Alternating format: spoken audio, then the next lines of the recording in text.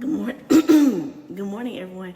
I just remember one time I just finished working out at the gym in my apartment complex, and I was just sitting up here thinking about like there are times when I like be talking to people and they ask me about my business, what I do, and like I tell them DIY nail care, and like they'll look at my nails, they'll look at their nails, they be like, oh yeah, I'm not really into all of that stuff or whatever like that.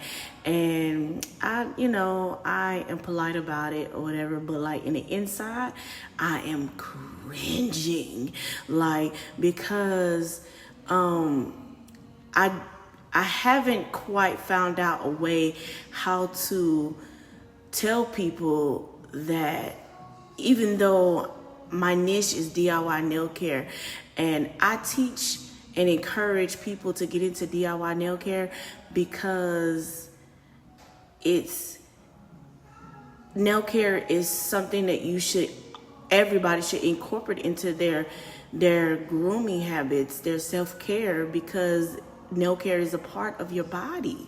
Your nails are a part of your body, and just like you clean your body really good, thoroughly when you in the bathroom taking care of your business and everything, just as adamant as you is about your teeth, like make sure your nails is clean because they're on your hands and you use your hands every day. So one takeaway that I would like to tell people is that your nails, about your nails being done, please stop thinking that it's got to be all fancy. You got to have some cute polish. You got to have these designs or whatever like that. Listen, your nails is done when they are trimmed, when they are, clean, when your hands are good, So like you just simply do something routinely every day. You're being diligent. Diligent is being careful and thoughtful about the care for your nails. Proverbs 10:4. Diligent hands make rich. Slack hands make poor.